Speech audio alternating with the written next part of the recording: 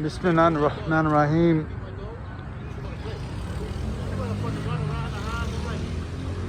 مثل الذين تخذوا من دون الله أولياء كمثل العنكبوت اتخذت بيت وإن أوحن البيوت لبيت العنكبوت.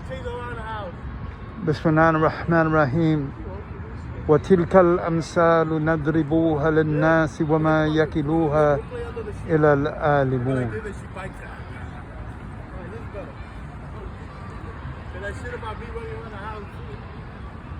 It is a beautiful day. Today is March 18th, and it's a beautiful day. The weather is outstanding, and it's just a simply beautiful day. The people out in the park,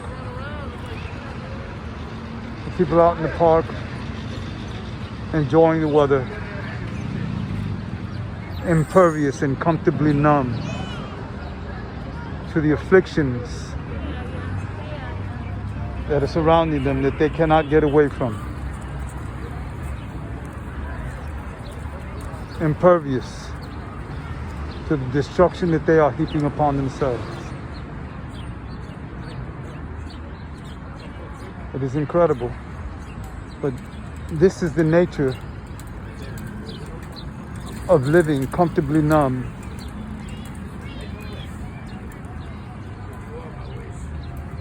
accepting the condition that they're in, becoming friends with it, and not making any moves to even seek to consider a solution.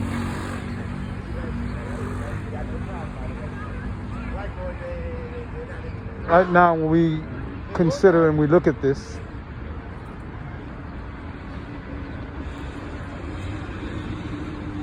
we see a society,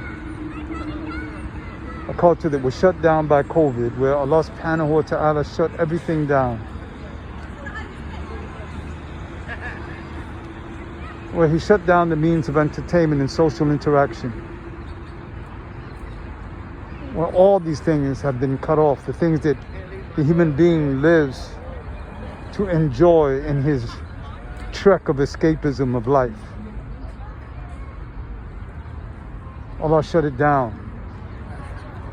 The baseball games, the football games, the basketball games, the theater, restaurants. He put McDonald's hamburgers back in the refrigerator. He reduced Burger King to a slave.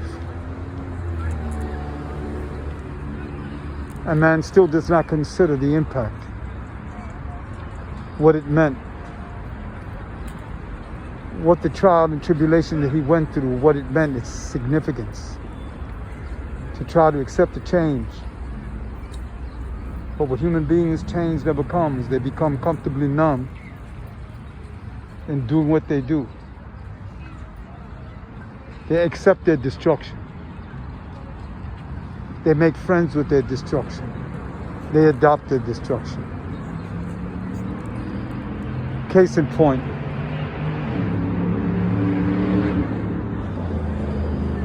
the society for a good week's work, a man and or a woman is rewarded for a good week's work of supporting his family or her family, meeting their obligations in support of that family, to provide for their children and their wives or husbands, and to improve the condition of their life, to provide a better future. And they work hard. They slave in that week in order to provide that sacrifice that will provide the kind of lives that they desire for their families. While at the same time,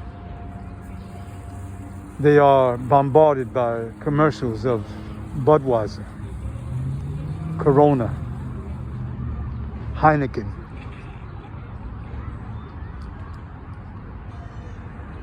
different kinds of alcohol like Bacardi, vodka. Indeed, they call these alcoholic beverages spirits. Imagine. They call them spirits, and now liquor stores are open on Sunday where at one time they were closed. Drugs have been made legal. Marijuana has been made legal. And other drugs have been made legal. So what happens is that the government has become a partner monetarily, for monetary gain, shall I say. And these acts that are heaped upon the people that the society itself has defined as being destructive. But the society itself, while complaining about the epidemic of alcoholism and drug abuse and the deaths that it's causing and the destruction that it's causing and the chaos that it's causing, the assault on the family that it's causing, the destruction of the overall society that it's causing, while it acknowledges that reality, it says that a hard-working person, law-abiding, hard-working person, has earned the right on Friday and Saturday and Sunday, Friday and Saturday mostly, to go to the bar, to get drunk, to go to a discotheque and dance and get drunk, to go and combine that alcohol with drugs, to get absolutely blasted, intoxicated, that they've earned that right on the weekends. That a good week's work of dedicated, hard work, law-abiding good work by a good individual supporting his family, that he has earned the right to commit acts of self-destruction on the weekends. How can such a society, complaining about the ills that are destroying it, begin to enact a remedy or a solution when it has made the very acts that are destroying it reward? Unto that now we add the legalization of gambling. First of all, let me look at cigarettes. Let's look at cigarettes. With the cigarettes, it causes cancer. It costs like $15 a pack. Poor people buying it, $15 a pack. It causes cancer and other illnesses. It's legal. The government makes a certain percentage off of every pack of cigarettes sold. So there's a vested interest. And the biggest drug dealer in the world, the government. So every pack sold, though it's killing its people, causing cancer and putting an impact on the healthcare system, the government facilitates it and takes a part of the proceeds while seeing its only obligation to post that smoking may be dangerous to your health, that it has fulfilled its obligation. But it's fulfilling the very act that is destroying people, destroying and putting a stress on society and putting stresses on the healthcare system and the economics of the very society that the government is sworn to govern. And again, the government makes money off of every pack of cigarette, discounting the money it loses in healthcare and healthcare costs, as that just breeds more bureaucracy and more money avenues for the government, which are never spent in reality in the types of programs that help the populace or the collective of their people. So now that very same concept is being spread now to gambling. Gambling on sports one time was prohibited. It was a crime. Now that has been legalized, where you can gamble via the internet on sports immediately. It has made gambling accessible to everybody regardless of their age. And then to give themselves a moniker or an air of being responsible, the government issues with every one of these sports books on TV that if you have a gambling problem, to seek help. Imagine that if you have, now with gambling, they tell you gambling all over TV, on sports books where you can bet on every single sporting event that there is, regardless of age. The government now making it legal, taking a percentage from that money, feels that its only obligation, that it met its obligation as responsible government by putting a warning before you gamble. If you have a gambling problem, seek help. The greatest hypocrisy that I've ever seen in the history of human existence. The want is for you to gamble. The reality is that you will develop a gambling problem because its nature is addictive. But look, again, the society. People comfortably numb, accepting as legal the very means by which they facilitate their own destruction.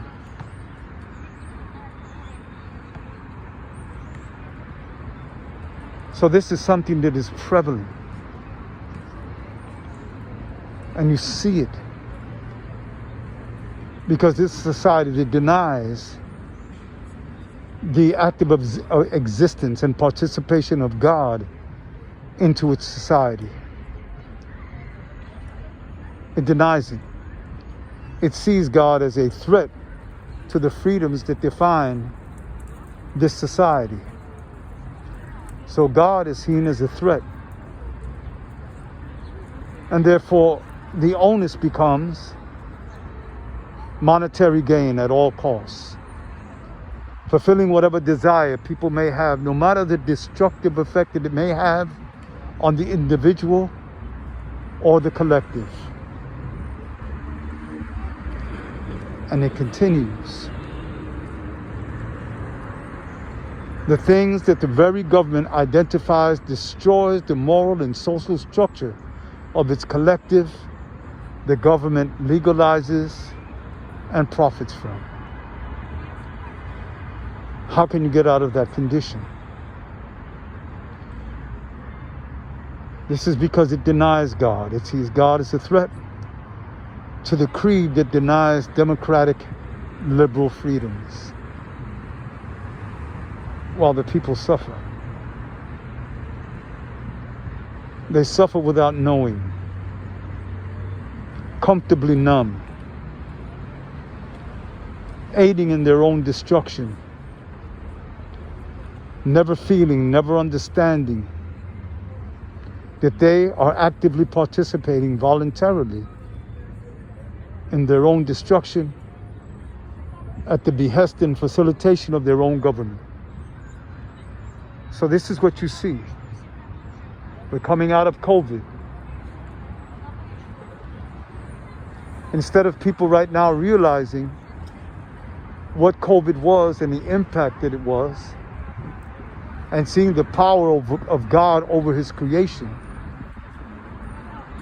God sending them signals and a sign telling them to redirect, to reassess, and to refocus on reality and those things that benefit them in life. People instead continue, after coming out of COVID, to indulge even more in the acts of self-destruction that they were restricted from during the COVID. They indulge more. I'm going to get more high. I'm going to drink more alcohol. I'm going to do every single thing that I knew was destroying me. I'm going to double up and do it more now because I want to enjoy life. what you think is enjoying life. And the enjoyment of life has become not the living of life, but the escaping of it. And now,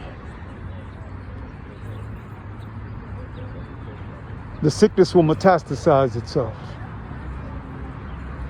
This summer in New York City, in the inner cities of the United States of America and the Western world, it will be a very hot summer. And I'm not talking about the heat. I'm talking about the acts of self-destruction that human beings on an every single day basis will commit as easily as taking their next breath. This is the loss of this society. This is what Christianity is. This is what Western Christian so-called liberal civilization is. It is the most racist, warlike civilization that this world has ever known. Right now, we are living through the greatest statement of universal racism that we have ever seen in the history of human existence. And people are numb to it. We're headed to a third world war. The world lost a lot when Islam left and left a void. When Islam left this position of dominance and importance and influence. And the world gave way to the Christian world that we're living today.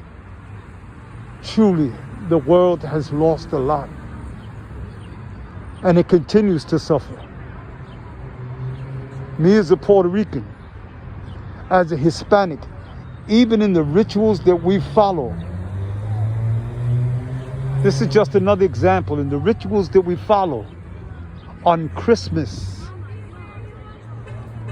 we celebrate the very things that destroy us. And the day when Christians supposedly celebrate the birth of Jesus, Christians celebrate by committing acts of destruction that goes from generation to generation. They decorate their trees, they decorate their presents, they have parties, they eat food, arroz con gandules, pernil, pasteles. They sing aguinaldo.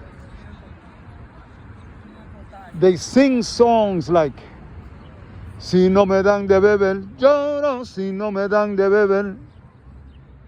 They sing songs like Un lechoncito a la barra y un licor pa beber.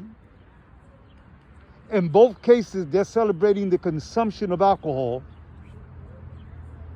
getting drunk and celebrating the consumption of alcohol on Christmas, the day they celebrate the birthday of Jesus. And when the child sees that every Christmas, when the child sees their parent at 2 and 3 and 4 and 5 and 6 years old, like I did when I was Christian, where I saw my family eating the food, celebrating, opening presents, enjoying each other's company and love of family. I also saw them consuming Bacardi.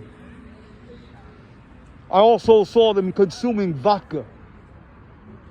I also saw them consuming Budweiser and Schaefer at the time and getting drunk. And as a child watching this, you begin to assimilate this as normal.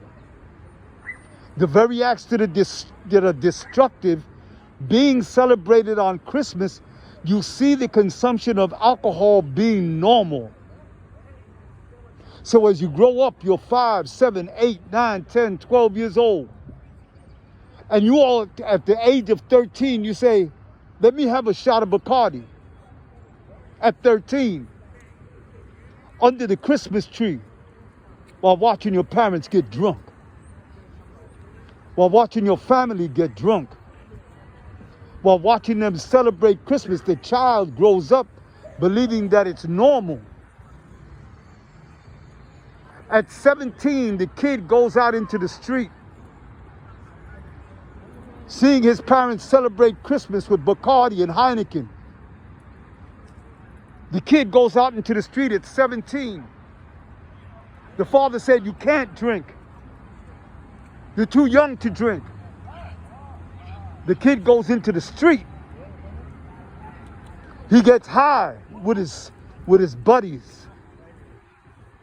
He begins to smoke marijuana with his buddies.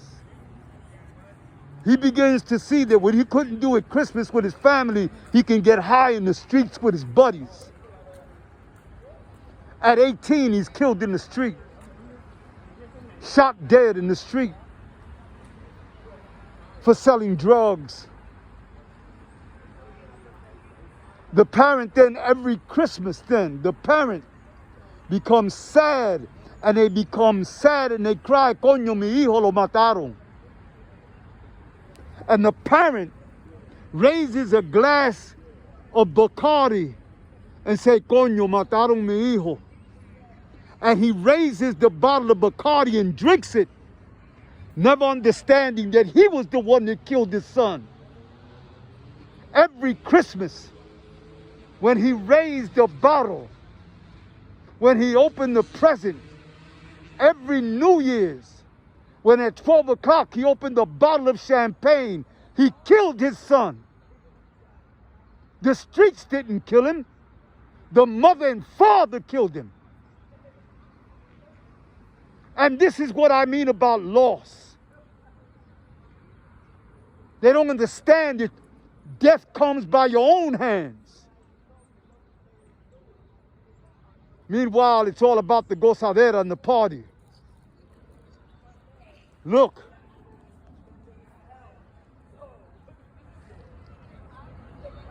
People walking the streets in that state. Others completely out of their minds.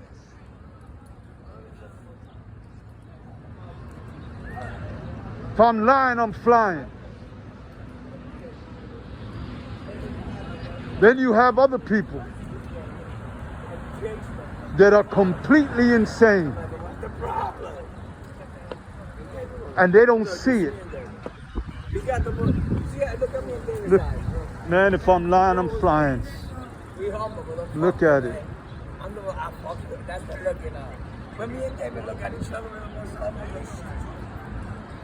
People talking to themselves. Bugging straight up. Because they don't want to understand what the reality of life is. They want to keep up the party life. They celebrate the freedom of destruction that this society offers.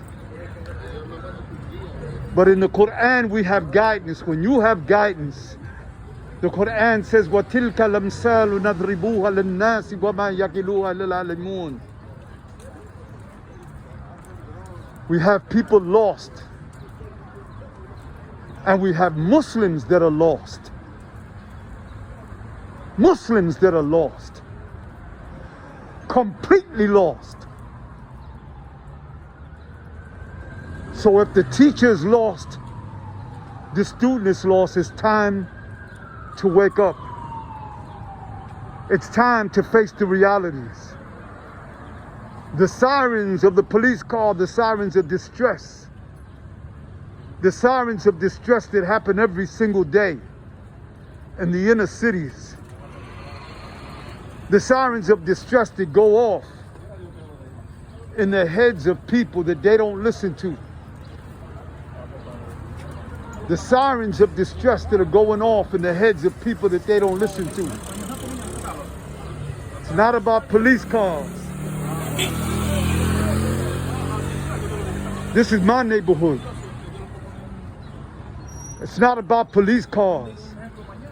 It's not about the sirens that go off. It's not about the sirens that go off in the streets. It's about the sirens in people's heads that they don't listen to. The sirens in people's heads that they don't listen to, the warnings that internally every single human being has that they do not listen to, because they have inculcated themselves in a society that has rejected God.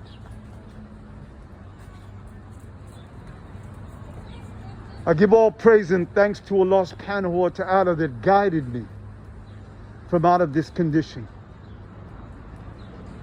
Because in me and those like me, there is hope. There is the reality of possibility. And the truth that comes with it. The reality of possibility. As the Quran says, Al-Haqqa muttakasiru hatta dutum maqabir kalla sawfa ta'lam.